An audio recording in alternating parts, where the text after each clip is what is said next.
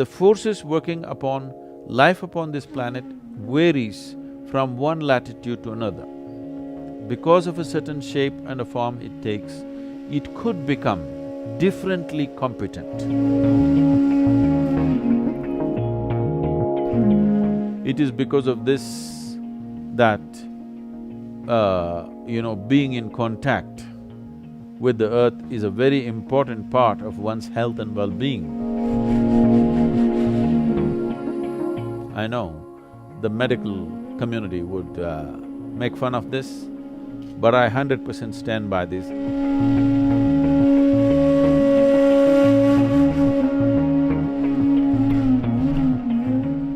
Does the specific place where someone grows up influence them? Is that why they tell us to eat the local food? The question is, being in a certain part of the planet, does the celestial geometry work upon you in a particular way? The nature of the larger human system or the deeper human system, how it functions, definitely is impacted by the location. It makes them different. As you know, it is true with every other life. The plant life and the animal life, which is very comfortable in southern India, would wither away in anywhere around New York State or in that part of the world. Because the life here has evolved. It's not just the weather. It's not just the weather and the volume of sunlight or cold that happens. Yes, those are a big impact too. But why life has evolved the way it has evolved has something to do with the location.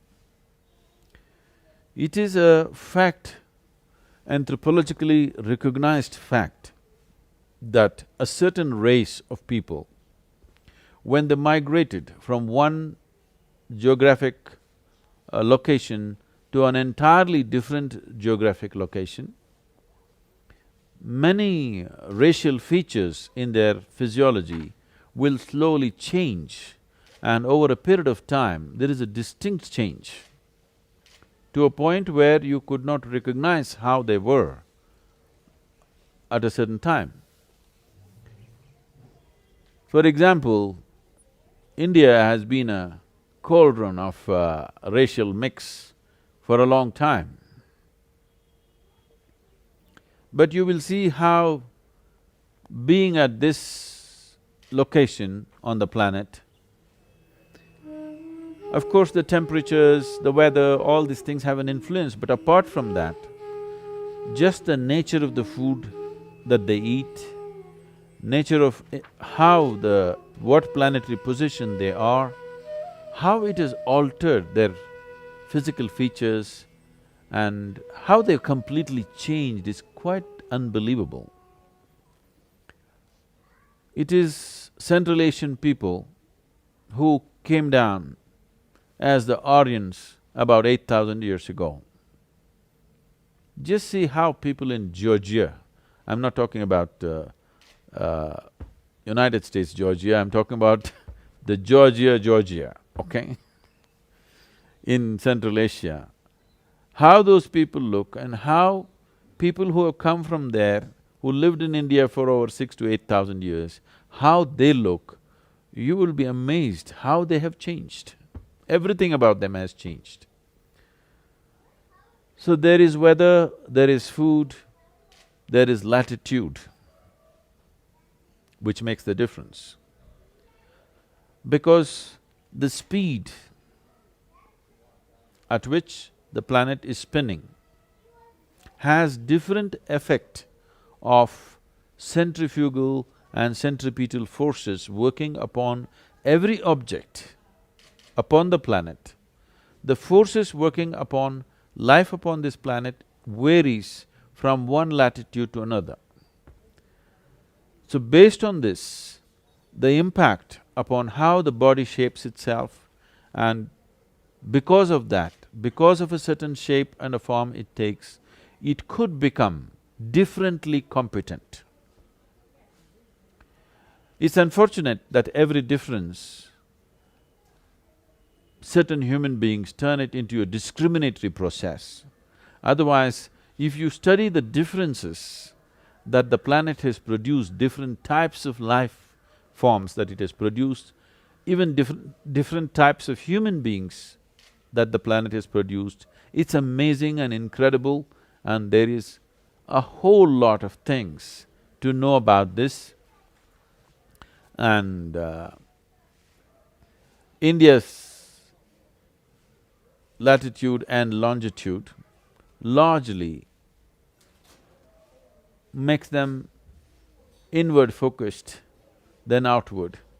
This does not mean others cannot do this, everybody can do this. There is also a cultural evolution that happens over a period of time. There are many factors. But definitely, being in different parts of the world, the body becomes competent. It's not like if you move from one place to another, now in next 2 years' time everything about you will change, need not, unless you're willing to change. You could resist that, but changes will happen in spite of your resistance even in your own lifetime, just because geographically you're located in a completely different space. It's very difficult to gauge this because the amount of cultural influence and other social influences are so big and so intertwined that you cannot really separate this. But suppose we had looked at the world before the migration started, before we started traveling as we are traveling today, you can clearly see the distinction as to how planet generated a certain type of life in a certain part of the world. This is true with every other life and definitely with the human being too.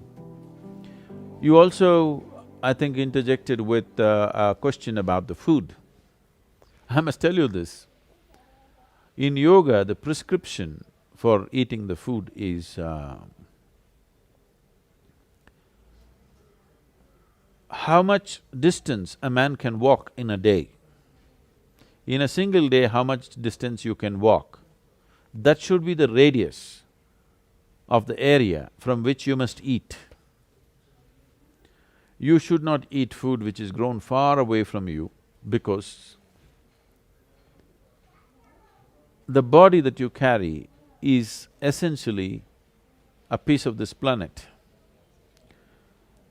If it is a piece of this planet, if you're eating food from that specific area and you're living on that area, there is a constant interaction between your body. Don't think this happens only after you find your cemetery spot.